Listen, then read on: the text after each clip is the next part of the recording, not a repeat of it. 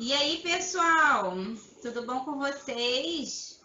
Então, hoje nós vamos para a nossa segunda parte da aula de cinética química, onde a gente vai abordar mais a parte teórica, os fatores que vão influenciar na velocidade da reação, os gráficos, certo?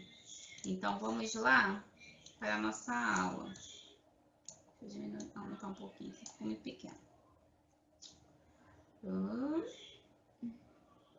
Isso aqui a gente já viu.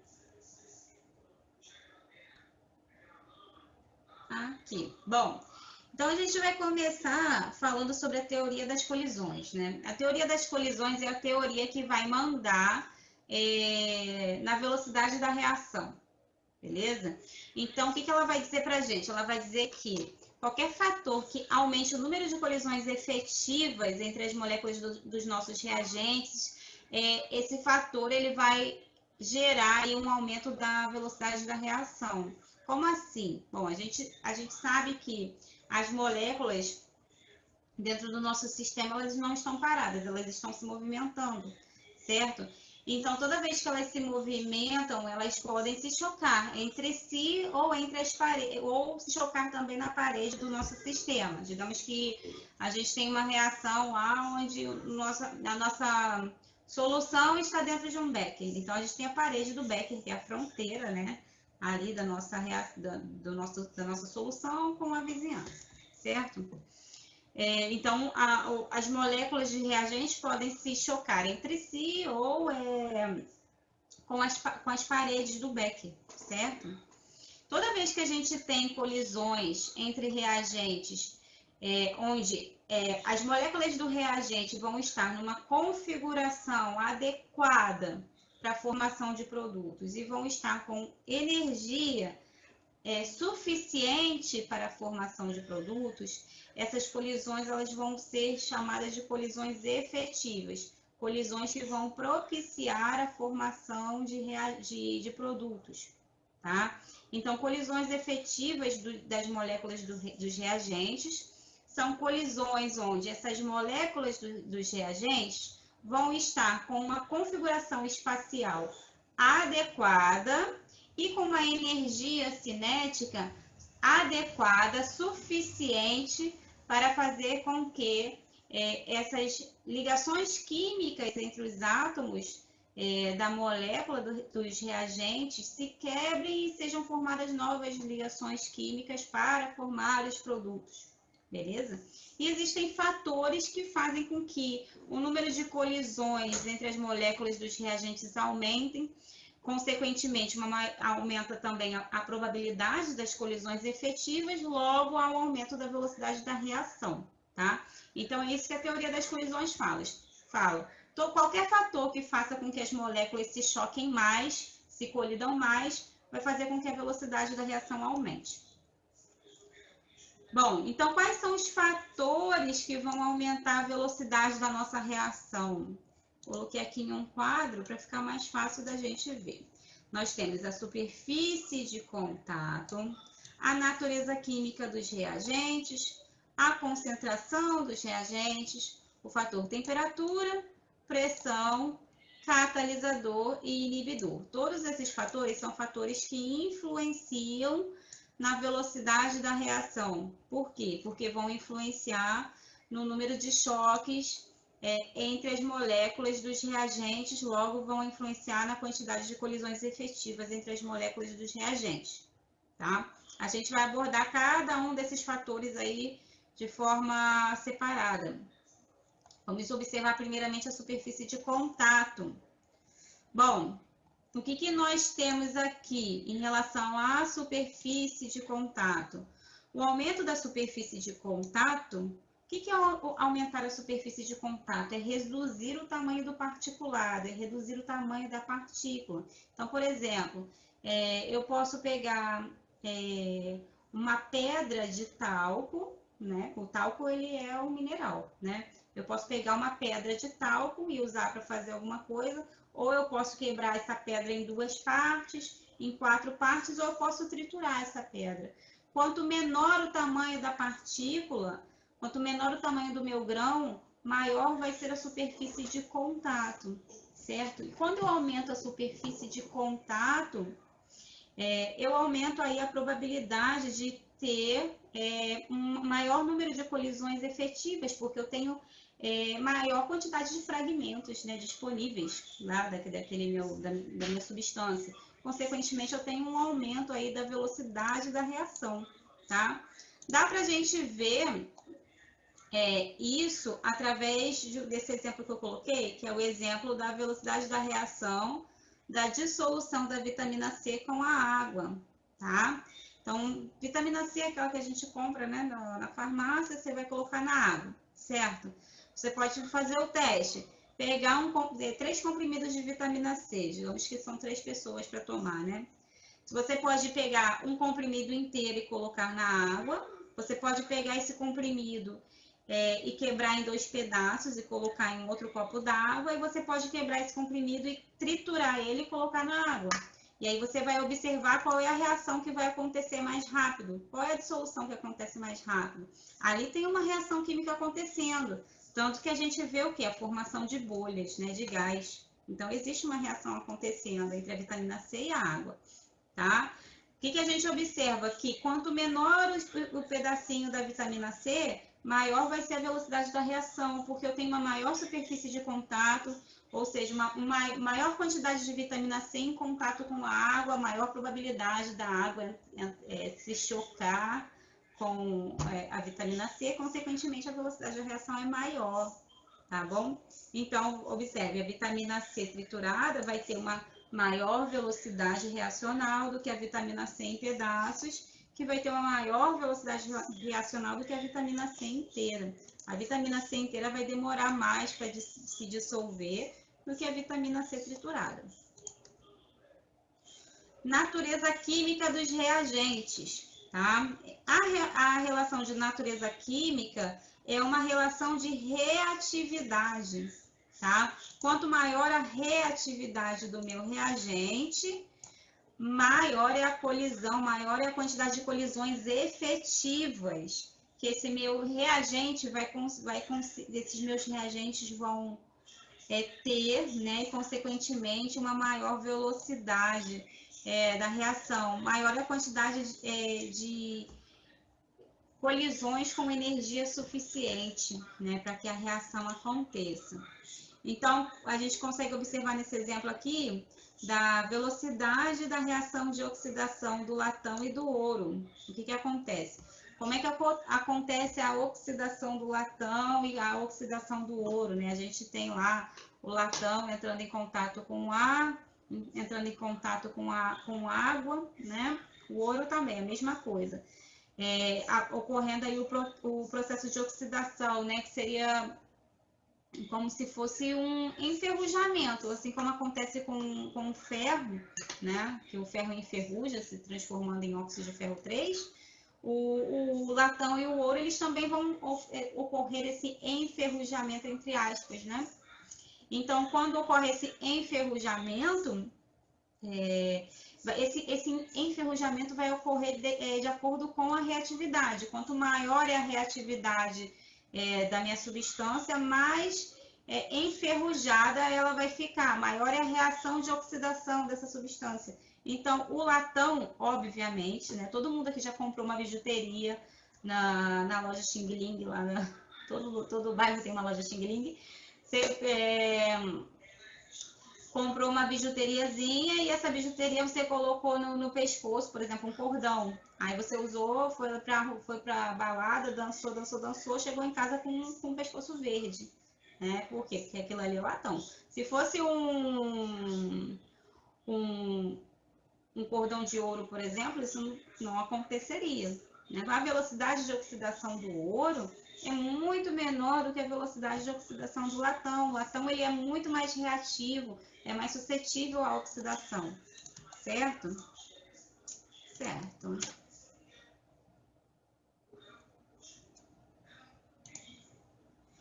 Bom, concentração dos reagentes. Quanto maior for a concentração dos nossos reagentes, maior quantidade de moléculas dos nossos reagentes no meio, maior a probabilidade de colisões efetivas, maior a velocidade, certo? E aí a gente consegue ver isso, por exemplo, se a gente for ver uma reação de decomposição da amônia, tá? A velocidade de decomposição da amônia vai ser maior para uma solução de amônia contendo 1 mol por litro de amônia, se eu for comparar em relação a uma outra solução contendo 0,5 mol por litro de amônia, tá? Por quê? Porque para o mesmo volume de amônia, digamos que seja para o mesmo volume de solução, que é 1 litro de solução, né? Na solução de amônia contendo 1 mol de moléculas de amônia, eu tenho uma quantidade de moléculas maior probabilidade de ter colisões efetivas. Se eu for comparar, isso eu comparando com a minha solução tendo 1 litro de solução, mas só 0,5 mol de amônia, tá? É isso que está dizendo essa concentração. Então, eu tenho uma probabilidade menor na solução contendo 0,5 mol de amônia. Uma probabilidade menor de ocorrer colisões efetivas, comparando-se com a solução de 1 mol por litro. Logo, a velocidade de decomposição da amônia na solução contendo uma concentração de 1 mol por litro é maior do que na solução contendo 0,5 mol por litro de amônia. Beleza. Temperatura do nosso sistema. Quando a gente aumenta a temperatura do nosso sistema, obviamente a gente vai aumentar a agitação térmica das moléculas, e se a gente aumenta a agitação térmica, aumenta a energia cinética, se aumenta a energia cinética, aumenta o número de colisões efetivas e, consequentemente, a gente tem um aumento aí da velocidade da reação, né? Isso a gente consegue ver, por exemplo, na oxidação de uma fruta. Você pega aí uma fruta qualquer, a mesma fruta, a 40 graus Celsius, você vai ver que essa fruta ela vai se oxidar muito mais rapidamente do que uma fruta a 10 graus Celsius, uma banana, por exemplo. Uma banana numa temperatura de 40 graus, ela vai ficar mais escura, muito mais rápido do que uma banana que estiver lá a 10 graus, certo? Assim como no processo de amadurecimento também das frutas, né? Por isso que a gente tende por exemplo, vedar. Além do gás que é produzido, que ajuda na maturação da fruta, tem o fator do calor também, certo? Que ajuda na maturação da fruta.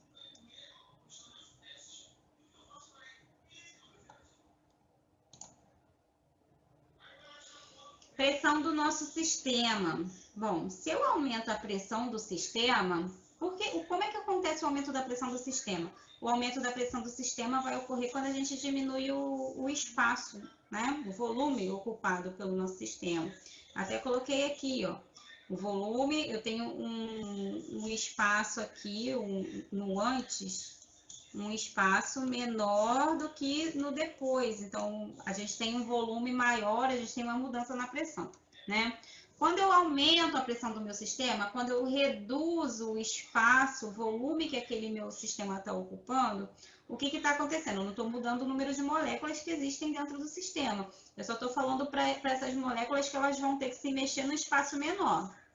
Se o espaço que essas moléculas se movimentam é menor, eu tenho uma maior probabilidade dessas moléculas se chocarem, certo? Então, se eu tenho uma maior probabilidade dessas moléculas se chocarem, eu tenho maior probabilidade de colisões efetivas, logo eu vou ter uma velocidade da reação maior também, tá? Isso acontece, por exemplo, dá para observar nesse sistema aqui, onde a gente observa que a velocidade da reação antes da gente mexer nesse êmbolo vai ser maior do que a velocidade da reação depois que a gente mexer nesse êmbolo. Esse êmbolo aqui. Por quê? Porque o volume que esse êmbolo está impondo aqui no início do processo é menor do que o volume que ele está impondo aqui no final do processo. As mesmas moléculas aqui no final do processo vão ter um espaço maior para se mexerem, logo eu tenho uma redução da probabilidade delas se chocarem aqui no depois. E aí eu tenho uma diminuição da velocidade no depois, certo? Em relação ao antes, no início do processo. Quanto menor o volume ocupado, maior vai ser a pressão, maior vai ser a agitação térmica, maior é a probabilidade de colisão entre essas moléculas, logo maior é a velocidade da reação. Catalisador. Todos os catalisadores irão aumentar a velocidade da reação. Todos os catalisadores aumentam a velocidade da reação, certo? Por que eles aumentam a velocidade da reação? Por que o catalisador é capaz de aumentar a velocidade da reação? Porque isso aqui é uma informação que vocês têm que guardar no coração, porque a gente vai ver daqui a pouco o gráfico, tá? O catalisador aumenta a velocidade da reação porque ele vai diminuir a energia de ativação da nossa reação. O que é a energia de ativação? Energia de ativação é a energia... Vamos lá, português, a energia que ativa, que faz a reação acontecer, é a energia necessária para que a reação aconteça, é a barreira energética que eu preciso pular, é o meu muro que eu preciso passar, que o meu reagente precisa pular, passar para poder virar produto. Então, é a barreira energética que a reação, que os meus reagentes precisam romper para que eles possam virar produto, tá? É uma energia mínima necessária. A gente chama a sigla para energia de ativação é EA, tá bom?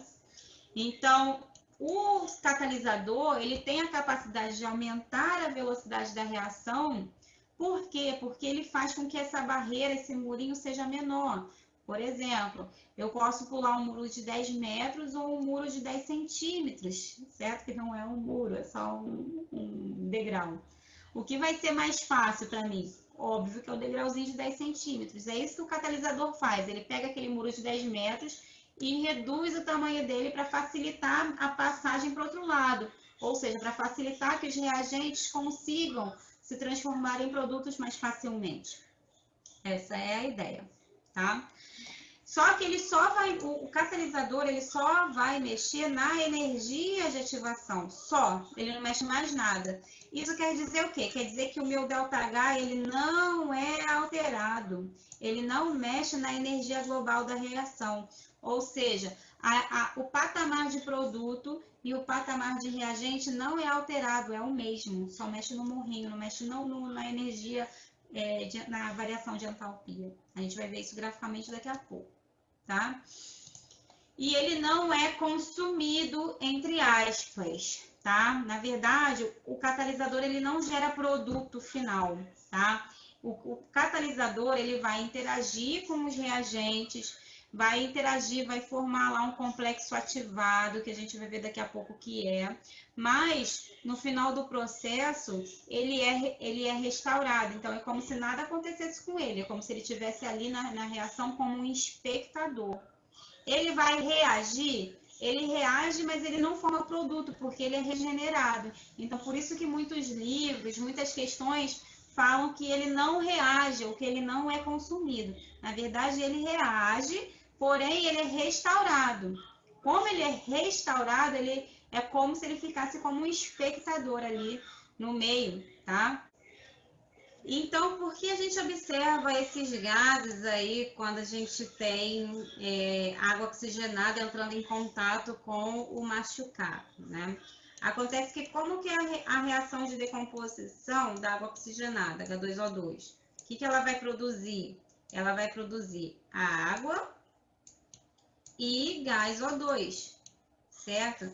Então, a presença dessas bolhas são relacionadas a esse gás que é produzido, que é o gás O2, gás oxigênio, certo? E por que isso acontece? Acontece que no sangue a gente tem uma enzima e essa enzima catalisa essa reação de decomposição da água oxigenada, fazendo com que a gente consiga, como a reação é mais rápida, a gente tem uma maior quantidade de gás O2 sendo produzido, logo a gente consegue observar a formação dessas bolhas a olho nu, né? A gente consegue ver direitinho essas bolhas. E diferente de você pegar lá a água oxigenada e deixar ela aberta, você não vai ver, né? Nada. Se você só abrir o frasquinho de água oxigenada, você não observa, tá? E é por isso também que a água oxigenada, com o tempo, ela vai ficando velha ela vai perdendo o efeito dela, porque a gente deixa de ter lá água oxigenada concentrada e passa a ter água oxigenada diluída, já que a reação de decomposição da água oxigenada produz água.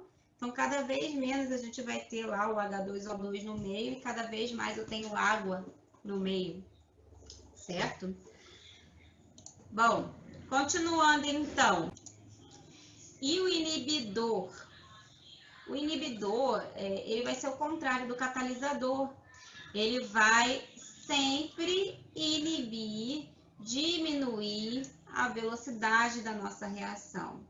Se o catalisador aumentava a velocidade da reação porque ele diminuía a energia de ativação, ou seja, ele diminuía a barreira, o inibidor, que vai diminuir a velocidade da reação, ele vai diminuir por quê? Porque ele aumenta a energia de ativação, aumenta a barreira energética, dificulta o processo reacional, tá bom? O catalisador facilita a reação, facilita o processo reacional, porque ele faz com que a barreira da reação seja menor, a energia da reação seja menor, a energia de ativação, né? A energia de ativação.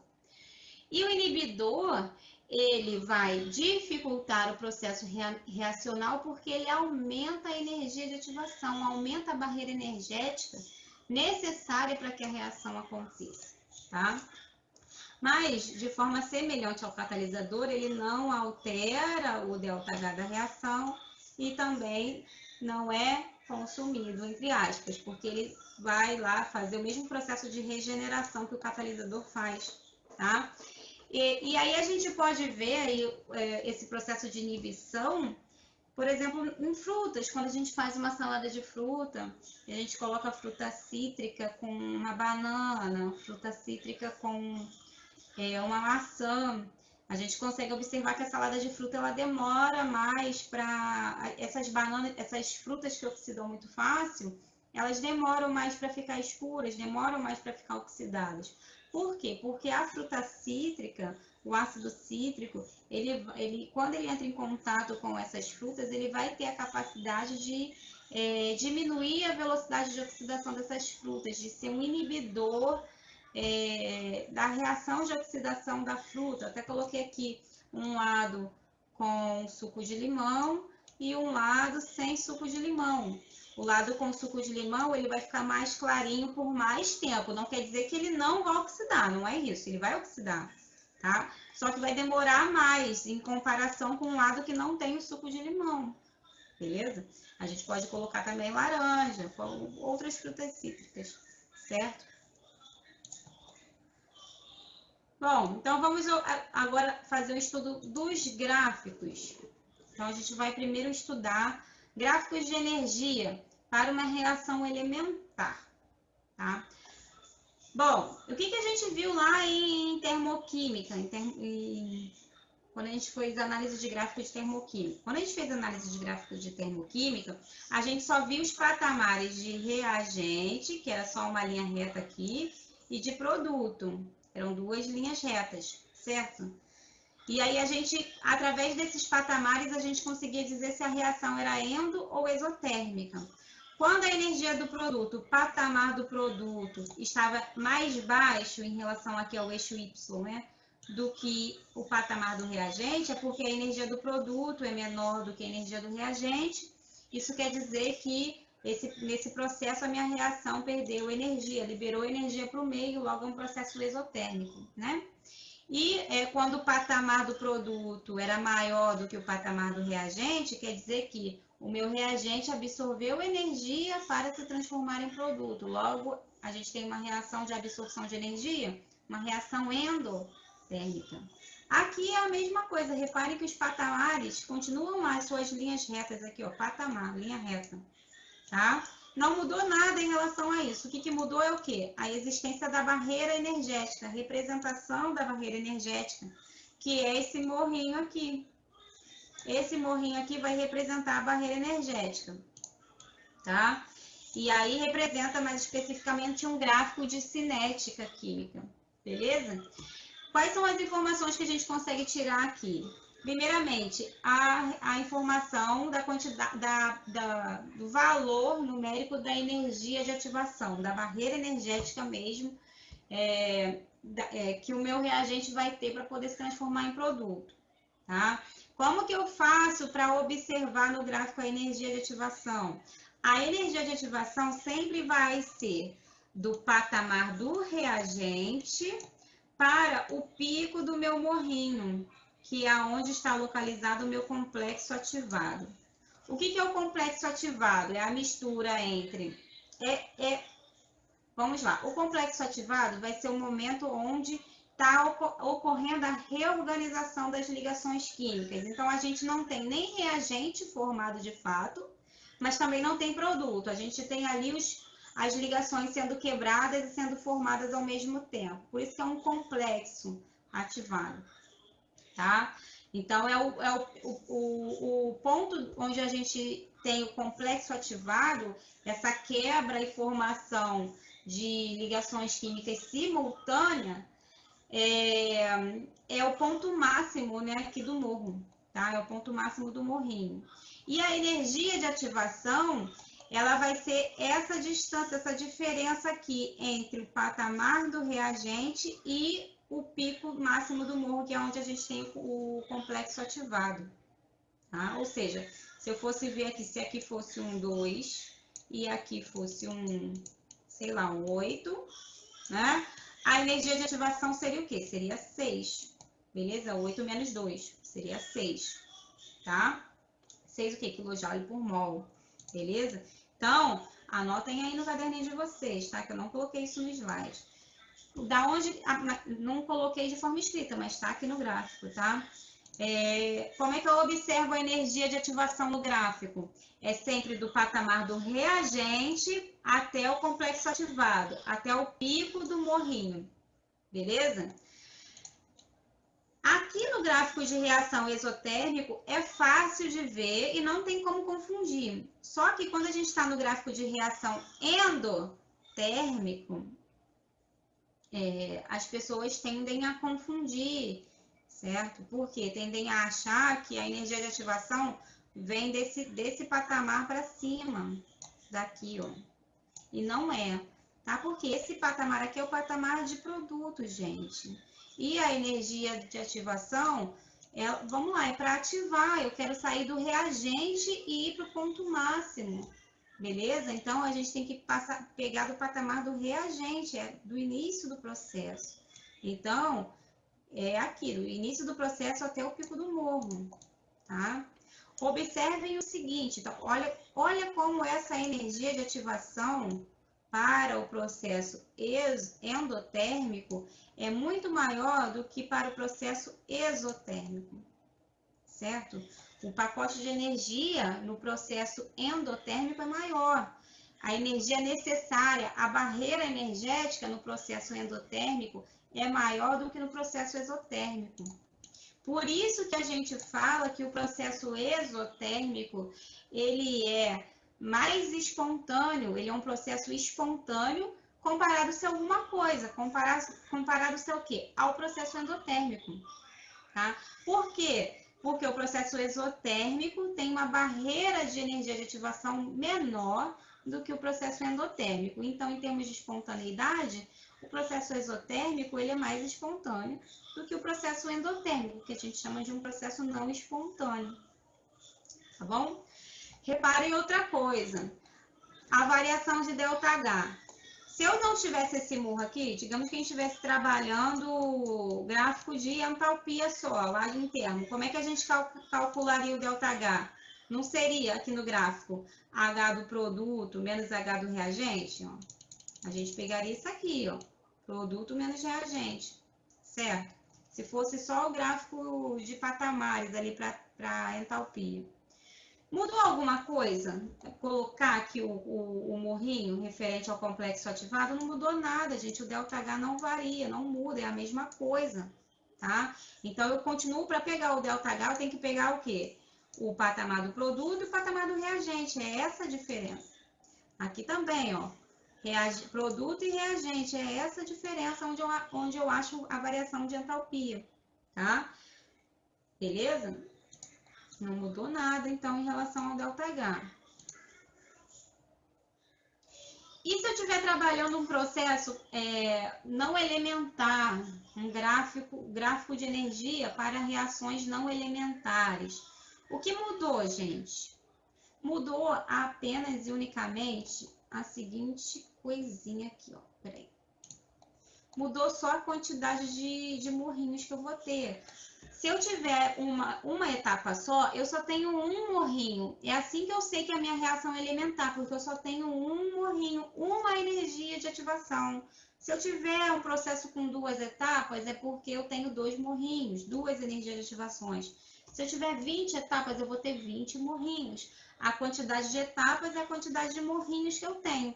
Então, eu consigo dizer para você que a minha reação é elementar ou não elementar pelo gráfico. Se eu tenho mais de um morrinho, é porque é uma reação do tipo não elementar. Eu tenho mais de uma etapa, porque cada morrinho representa a quantidade de etapas, certo? E como é que eu sei qual vai ser a etapa determinante da velocidade da reação? A etapa que vai influenciar de forma mais direta na reação ser mais lenta ou menos lenta. Vai ser mais rápida ou menos rápida, né, na verdade. A etapa determinante da reação é sempre a etapa mais lenta. E o que é a etapa mais lenta? A etapa mais lenta é aquela que tem a maior barreira energética, porque é mais difícil de chegar lá do outro lado, tá? Então, quanto maior a energia de ativação, quanto maior a barreira energética, mais lenta é essa etapa e maior influência na velocidade da reação ela vai ter. Que é óbvio, uma coisa que é muito rápida, passa rápido, nem eu pisquei, já foi e foi no susto, né? Digamos assim, eu nem vi direito. Agora, quando demora mais, isso impacta a gente mais impacta mais na nossa vida. É só você entrar numa fila, que você vai ver que isso é de verdade, né? Você pega uma fila que é rápido, você pega a fila, faz o que você tem que fazer e nem sente. Agora, quando demora, fila de banco então, gente, quando demora, você fica lá horas e horas mofando, aí você vai ver que a etapa lenta é determinante da sua vida. É a mesma coisa que na reação, tá? A etapa lenta é a que determina a velocidade da reação, é que vai ter o maior impacto. A energia de ativação é maior, a barreira reacional é maior, a barreira da reação acontecer é maior, tá bom? E aí, como é que eu sei como é que eu vou classificar esses gráficos como endo e exotérmico? Gente, não mudou nada. Eu pego o patamar do reagente, que é o início do processo, e pego aqui o patamar do produto e olho a diferença de energia. A minha energia do produto está maior ou menor do que a energia do reagente? A minha energia do produto está menor, quer dizer que eu perdi energia nesse processo, logo a minha reação é exotérmica. A minha energia do produto está maior ou menor do que a do reagente? Minha energia do produto aqui, ó, tá maior. Quer dizer que eu tive que absorver energia nesse processo. Então, reação endotérmica, tá? Não mudou nada. E o ΔH da reação, gente, também não mudou, olha só. Reagente não é aqui, produto não é aqui, o ΔH é aqui, ó, produto menos reagente, ΔH. Não mudou nada. A mesma coisa aqui, ó, onde é o ΔH? Aqui não é o produto, aqui não é o reagente. Então, o ΔH é esse bonito aqui, tá? Não mudou nada, beleza? E a energia de ativação que vai determinar a velocidade da reação é o maior morrinho, a maior energia, que é a mais lenta. Aqui, ó, o maior morrinho, maior energia, que é a mais lenta, beleza? Vai ser sempre a primeira etapa? Não, nesses gráficos aqui coincidiu de ser a primeira etapa, mas pode ser a segunda, pode ser a terceira, vai depender da reação, tá? Gráficos de energia quando a gente tiver catalisadores. Gente, olha só. Eu botei, deixa eu só confirmar uma situação aqui. Eu acho que eu não botei não. Não botei não. Eu não botei gráfico de energia para reação utilizando catalisador para reação não elementar, porque o que vale para elementar vale para não elementar, tá bom? Então é a mesma coisa, gente, é só seguir a linha de raciocínio, tá? Como eu não consegui achar nenhum gráfico com inibidor, eu vou desenhar aqui no slide e vocês, qualquer coisa, coloquem no caderninho de vocês, tá? Eu vou colocar de roxinho para ficar uma cor diferente. Bom, o que eu tenho aqui no gráfico da esquerda? Nesse gráfico aqui. Eu tenho o gráfico da reação exotérmica, porque o patamar do produto é menor do que a do reagente, certo? E eu tenho aqui, ó, a minha legenda está bem aqui, ó, reação não catalisada é a verde, ou seja, que não tem nada, tá lá purinha, e a reação catalisada, ou seja, com catalisador, que é a vermelha. Eu ainda vou botar aqui a roxinha, que é a reação, a roxa é com inibidor, vou botar aqui, ó, com inibidor,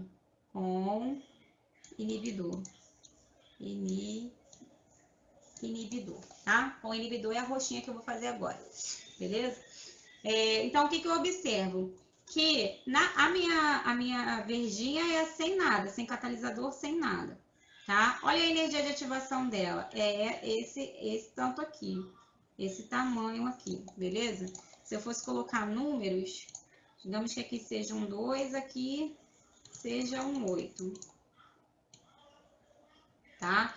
Então, seria o quê? Para energia não catalisada, para reação sem nada, seria um 6 a energia de ativação aí, né? 6 kJ por mol, certo? Agora, observem esse gráfico aqui vermelho. O que aconteceu com o morrinho? Ficou menor. Quem faz o morrinho diminuir? Quem faz a energia de ativação diminuir? Não é o catalisador? Então, esse vermelhinho aqui é a reação catalisada. Se eu fosse calcular essa energia de ativação aqui de acordo com os números que eu coloquei, seria o quê? Seria 4 kJ por mol, certo? Que é 6 menos 2. Beleza? Agora, vou botar de roxinho não, para não confundir, porque eu já estava escrevendo de roxinho. Vou botar de rosa. Peraí. Vou botar de azul. Oh, meu Deus, esse negócio não quer ir, peraí.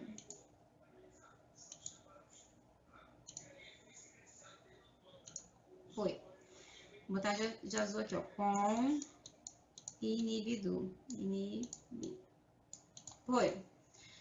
Agora, reparem um pouquinho. Se eu for colocar um inibidor nessa reação, o que o inibidor faz? Ele aumenta a energia de ativação, né? Então, eu tenho que ter como referência a minha reação sem nada, tá, gente? A verde. Se ele aumenta a minha barreira, com o inibidor vai ficar lá em cima. Meu morrinho tá super bem desenhado, né? Nossa Senhora. É porque eu tô fazendo com o mouse e fica difícil manter aqui a ideia. Mas pronto, aqui, ó. Então, meu morrinho tá aqui. Digamos que aqui seja um 10.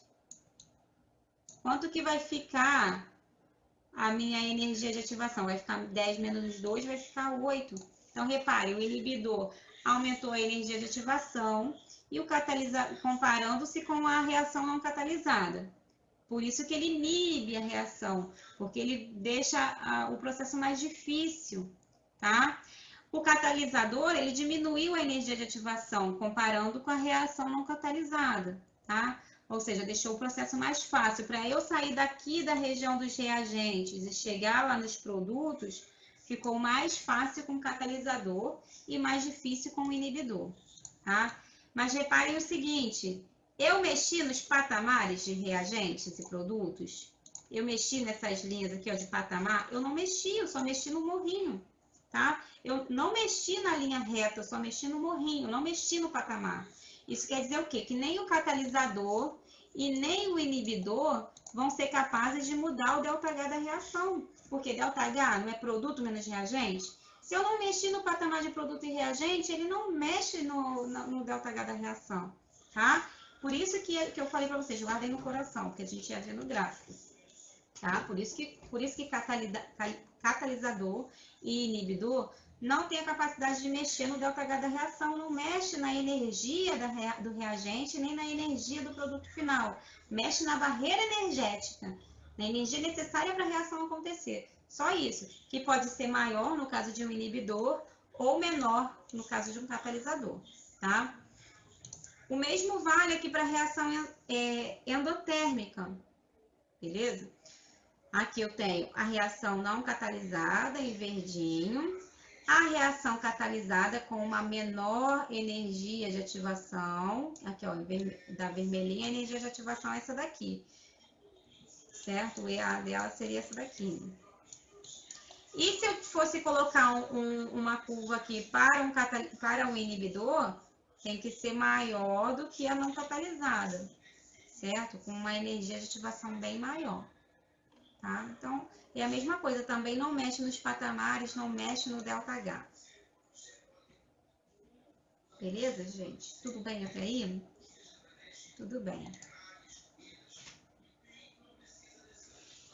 E gráfico de concentração versus tempo. Eu tenho aqui o gráfico de concentração versus tempo para produtos, para concentração de produtos e para concentração de reagentes.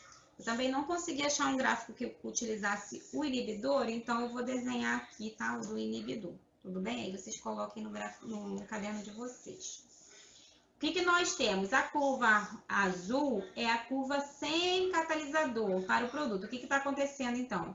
Eu tenho aqui, ó, partindo do zero, no tempo zero eu tenho zero produto, é óbvio, porque no início do processo eu só tenho reagente, eu não tenho produto nenhum, então tem que ter concentração zero. Né? É assim que eu sei que o meu gráfico está falando de produto, não está falando de reagente. Porque se eu comecei do nada, é porque realmente eu tenho produto. No início eu não tenho produto, eu tenho zero produto. Tudo bem? E aí, conforme o tempo vai passando, eu vou crescendo a quantidade de produto até o momento que chega no equilíbrio e não cresce mais, estabiliza, que a gente vai ver lá em equilíbrio químico, o momento que isso acontece, enfim. Não é importante vocês saberem o momento que acontece o equilíbrio, não. O que é importante é saber o quê? Que a curva do produto versus tempo, eu parto do zero e aos poucos, obviamente, esses produtos vão sendo formados, então ela é uma curva crescente, ela aumenta com o tempo, tá? E a curva sem catalisador é essa curva em rosinha, tá? Essa curva em rosinha. Sem catalisador não, com catalisador. Eu vou partir do mesmo ponto, do ponto zero. No início eu não tenho produto nenhum. Qual é a diferença da curva com catalisador para a curva sem catalisador? Eu vou chegar lá no equilíbrio mais rápido. Então, ó, reparem que a quantidade de produto formado é muito maior no espaço de tempo menor. Ó, o meu equilíbrio na curva sem catalisador acontece nesse ponto aqui, que é onde começa a ficar reto aqui, um patamar, né? Mais ou menos. Na verdade, não é nem aqui, não. É aqui, ó. Aproximadamente aqui. Esse é o momento aqui, esse é o tempo aqui, mais ou menos, que eu tenho o equilíbrio onde produto e reagente se igualam, que a gente vai ver mais pra frente. Mas esse é o momento onde fica reto, tá? E aqui na curva com catalisador, o momento que começa a ficar reto é aqui, ó. É muito antes, ou seja, eu demoro menos tempo para chegar no ponto onde eu quero, no ponto máximo de produção de produto, onde aquela quantidade de produto, todo o meu reagente reagiu e formou produto, tá? Então, é o ponto máximo de produção, de formação do meu produto, beleza? O catalisador faz com que a formação de produto aconteça muito mais rápido. A gente consegue ver isso porque é mais rápido, porque eu tenho um espaço de tempo menor, né? Beleza? Ok. Se fosse com o inibidor, vou fazer aqui com o inibidor, tá? O que ia acontecer? Para eu chegar lá naquele ponto, demoraria muito mais, ó. Seria uma curva muito mais assim. É que eu acabei pegando lá o outro gráfico, tá, gente? Esquece que tem esse outro gráfico aqui. Então, vamos lá. Se eu cheguei no equilíbrio na curva azul, nesse ponto aqui, na curva verde, que seria com o inibidor, vai ser nesse ponto aqui, muito depois do tempo necessário. Ou seja, a minha reação está muito mais lenta, beleza? Aí vocês desenhem essa curva bonitinha, tá, gente? Por favor. Parecida com essa aqui, azulzinha, só que mais inclinadinha. Tá? A mesma coisa vale aqui para o gráfico da concentração dos reagentes pelo tempo. Tá? Qual é a diferença? É que no gráfico dos reagentes, a gente não começa do zero, porque a gente tem reagente no início do processo, né? A gente só tem reagente. Então, a gente começa lá de um determinado ponto do eixo Y, tá? Que aí vai depender da quantidade que a gente tem de reagente, né? Da concentração. Tudo bem? Então, a gente vai ter a curva azulzinha para a curva sem catalisador e a curva rosinha para a curva com catalisador. Reparem que a curva sem catalisador, a concentração dos reagentes está lá no máximo, né, no início, no tempo zero. Conforme o tempo vai passando, ela vai caindo, vai caindo, vai caindo, vai caindo, até que eu chego a um ponto onde adquire um equilíbrio, tá? Onde a gente vai ter um equilíbrio químico, onde a gente vai ver mais pra frente, como eu falei, o momento do equilíbrio químico, tá? Agora a gente só tá vendo a reação direta por enquanto, tá, gente? Eu vou falar sobre isso mais pra frente. Beleza. Isso na minha reação sem catalisador, azulzinha, tá? E na reação com catalisador, a rosinha, como é que eu sei que essa curva é com catalisador? Porque o momento que eu vou atingir esse equilíbrio, que eu não tenho mais, a minha curva ela deixa de ser decrescente e passa a ser um patamar, uma linha reta aqui, ó, paralela ao eixo do X, acontece antes em relação a outra curva, tá? Então, como acontece antes, quer dizer que o tempo que essa reação demora para chegar no equilíbrio é menor, consequentemente, ela está acontecendo mais rápido, logo eu tenho um catalisador agindo, tá? Beleza, e se fosse com o inibidor? Vou botar aqui. Se fosse com o inibidor, essa curva ela decresceria muito mais lentamente, demoraria muito mais para chegar lá naquele ponto de equilíbrio, tá? A formar esse patamar, essa linha reta paralela ao eixo do X. Ou seja, se sem o catalisador ele estava aqui, nesse tempo aqui, com o inibidor vai estar bem depois, vai demorar muito mais, a barreira energética é maior, certo?